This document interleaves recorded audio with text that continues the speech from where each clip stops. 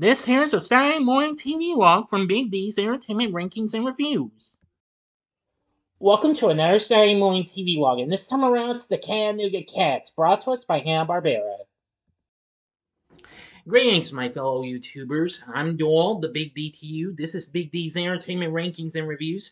So this week's Saturday Morning TVLog is the Cattanooga Cats, an animated television series Hanna-Barbera produced containing 4 different animated segments, along with fun-filled skits and music videos performed by the titular characters. It originally premiered on ABC in September of 1969. The packaged program was similar to the studio's Banana Splits series, which premiered the previous year, which I am going to be talking about in a future episode next year. However, of course, unlike that, it had no live-action segments. During its first run, the series ran for 1 hour and contained 4 segments. One segment had the titular characters, but they didn't have that many adventures. The other segments were Around the World in 79 Days, It's the Wolf, and Motormouse Autocat, who would later get, spun to their own series the next year when the Cattanooga Cats was reduced to a half hour the following year. Now, of course, the It's the Wolf segment was included with the Motormouse and Autocat series, while Around the World in 79 Days remained with the Cattanooga Cats. Now, here's our little heads up. Now, the Cattanooga Cats had only 9 episodes in each of the 17 episodes that were produced and aired overall. Now, it depicted the adventures of the fictitious rock band similar to the Archies and the Banana Split, populated by anthropomorphic hillbilly cats. Their lead singer and guitarist was country. Then there was their bassist, Scoot, and drummer, Groove, plus their singer and dancer, Kitty Joe. Now, originally they had a 5th member, a mouse keyboardist named Cheesy, was Storyboy, but was cut out of the series. The group traveled around in a van and was chased by a female cat groupie known as Chessie, the autograph hound. Of course, she has the big smile, which henceforth hence her name, Chessie, like the Cheshire Cat from Alice in Wonderland. Also, Kitty Joe owned a big blue dog named Teeny Tim. Now then, for the voices, we have Bill Calloway voicing Country, Julie Bennett voices Kitty Joe, Jim Begg voiced Scoots, and Casey Kasem, who that same year would voice Shaggy and Scooby-Doo Where Are You voiced Groove. Now, each episode had a couple of music videos of songs performed by them. The singing vocals were performed by Michael Lloyd and Peggy Klinger. Producer Mike Curb, who of course found the Curb Records label, was the musical director for the series and co-wrote all the songs performed by the group. Ted Nichols composed the background music. There was an LP album released the same year on the Forward Records label, which also release the soundtrack for another series that premiered on ABC, which Curb took a part of, and that was Hot Wheels. The Cats also appear in various bumpers between the other cartoons, but they were best remembered for their animated musical segments. These cartoons showed a strong psychedelic and op art influence, and the Cattanooga Cats remain a cult favorite to this day. The next segment is Around the World in 79 Days, loosely based upon the novel Around the World in 80 Days by Jules Verne. It was an adventure segment involving balloonist Phineas Fogg Jr., or Finney for short, voiced by Bruce Watson. He is conceived as the great-great-grandson from America of the main character Phileas Fogg from the novel. Reporter teenagers Jenny Trent, voiced by Janet Waldo, who of course was already well known at Hanna-Barbera, voicing Judy Jetson as well as Penelope Pitstop, and Hoppy, voiced by Don Masick, who of course you know him from voicing numerous Hanna-Barbera characters. And of course he's started voicing Scooby-Doo that same year. And Finney set out on a globe-trotting adventure to travel around the world in 79 days and beat the original record set by Finney's ancestor. The trio is in competition for both the record and a £1 million prize against the sinister Crumden, voiced by Dawes Butler, another well-known Hanna-Barbera voice actor, who supposedly was the butler of the original Phileas.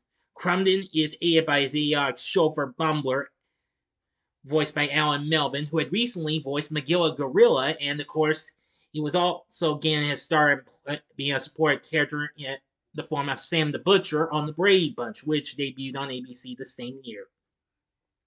And his pet monkey, Smirky, which was also voiced by Don Masick. Unlike the air segments, Around the World in 79 Days was a serial with a continuing story, but as with many shows made during this period, it has no specific ending. There were, however, 17 episodes. Only one episode was shown per episode of the Cattanooga Cats. Next up is probably one of the most popular segments, the final two. There's It's the Wolf. Now, it followed the comic exploits of Mildew Wolf, voiced by an uncredited Paul Lynde, who of course was still well known for playing Uncle Arthur on Bewitched, who aspires to catch and eat a short-footed lamb named Lamsey, voiced by Dawes Butler. Yeah, but it's always stored by sheepdog Bristlehound, voiced by Alan Melvin. Bristlehound would always apprehend Mildew, usually after hearing Lamsey cry, "It's the wolf! That's who it is, the wolf!" Pound him and toss him into the air with Mildew screaming out a phrase such as "Spoil sport!" as he flies into the horizon and lands with a thud. He says other things like "Bow wow buffoon" or "Oh being skull drop out." Oh boy. Yeah. I sometimes like when Bristlehound catches him and says, "If you're a," well, and then it's like, "Then I'm," well, something like that. And then Mildred's like, "Hi, what you hear from, Oh boy, that was absolutely zany. Sometimes some episodes had only one segment if a Cattanooga Cats segment was involved, but if there wasn't, two shorts would be featured in select episodes. This segment is absolutely very, very crazy. I loved it though. Finally, there is Motormouse and Autocat.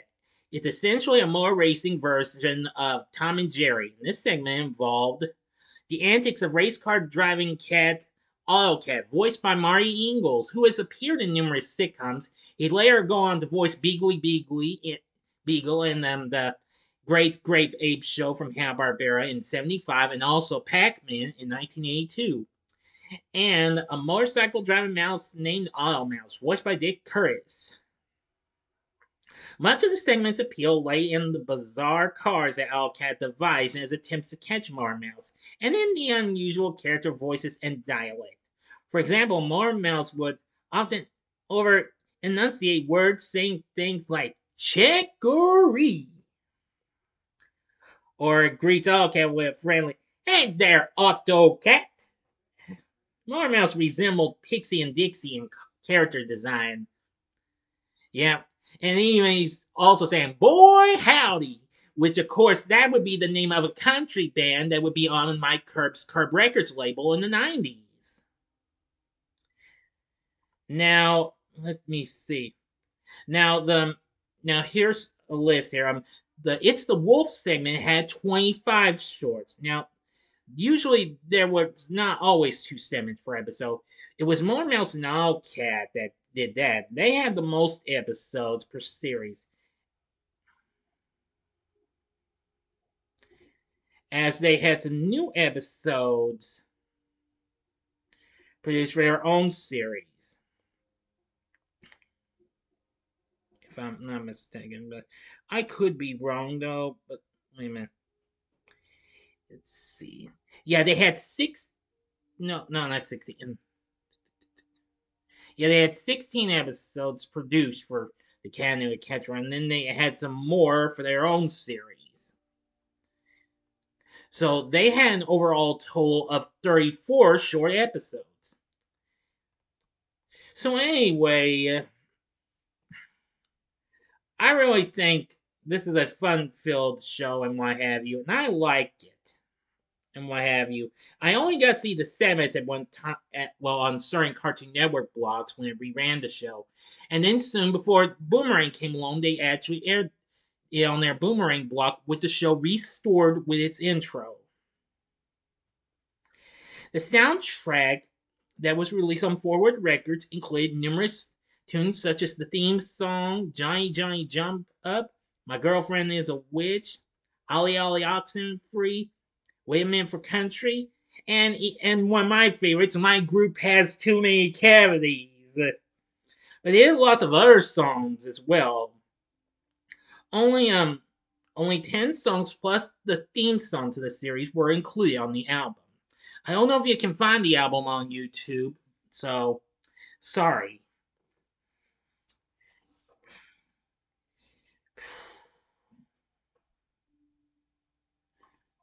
Now, apparently, the show failed to attract a large audience during its original run. However, Mildew Wolf was the most popular character, who resurfaced years later after the cancellation of the show, joining Snagglepuss as co-host of the Laugh Olympics. Which, of course, I'll be talking about that next year as well. Lamsey appeared in the Yogi's Ark Lark television film on the ABC Superstar movie. Now, the show started to get rerun on Sky One in the UK in 1990. And then soon it got to be seen on Cartoon Network at times until the show was brought back restored with its intro on Boomerang. And well, they haven't been shown again. And I've recently seen the Cattanooga Cats as well as Teeny Tim, Lamsey, Mildew Wolf, and Bristlehound actually appeared on Max's series Jellystone. And sorry to disappoint you, the show is not on physical media, unfortunately. The Warner Archive has yet to release this. Now, however, while despite I don't know if I can find the soundtrack, full soundtrack though, there is a way you can see the music videos though. Now, there are videos, the music video segments from the Cattanooga Cats are currently available on YouTube, as well as the show's intro. But as for episodes, that I cannot answer. To be honest, you probably would have to find them somewhere else. So anyway, I think this show is absolutely really, really good and what have you. Let me give you a good look at the characters. Here's a shot of the main trio of the Cattanooga Cats jamming to their music. Here's a look at the whole group with Key Joe, and there's Chessie, the autograph hound, and there's Teeny Tim. Now, here's kind of artwork for all the segments. The Cattanooga Cats, there's around the world in 79 days. I'm giving you a good look. Here's a better look if I move my tablet around a little bit. It's the Wolf and Motormouse Autocat. So anyway, I think the Cattanooga Cats, I feel like this is definitely one of the most underrated Hanna-Barbera tunes ever in my book. But anyway, I really do like them, and they are very, very funny, and they rock with the best. Because after all, as their theme song says, the Cattanooga Cats are doing their thing. I just threw that in there for fun. But anyway, I would recommend you check this out if you can find it. So if you've ever watched the Cattanooga Cats, let me know in the comment section below. If you like the video, click the like button, subscribe, and be a part of the Big D Nation. And join me later tonight when I bring to you a spoiler-free review of The Color Purple 2023. So if you like this, consider checking out these other vids and what have you. Now, I may revisit these and what have you, but I'll go ahead and give my original Saturday Morning TV logs of these other shows. In the upper left-hand corner is the episode I had done on Scooby-Doo, Where Are You?, which came out that year. in 69. The upper right-hand corner is the vid I did on all the Archie series, the Filmation series, and Sabrina the Teenage Witch. And the bottom right-hand corner is the episode I did on Yogi's Gang. And the bottom right-hand corner is the button you can click to subscribe. If you like rankings and reviews on movies, TV, music, video games, etc., as well as the Saturday Morning TVLog, then I'm your guy. Thanks for watching, and next week's Saturday Morning TVLog is Crow. So until next time, I'm the Big D saying, see ya.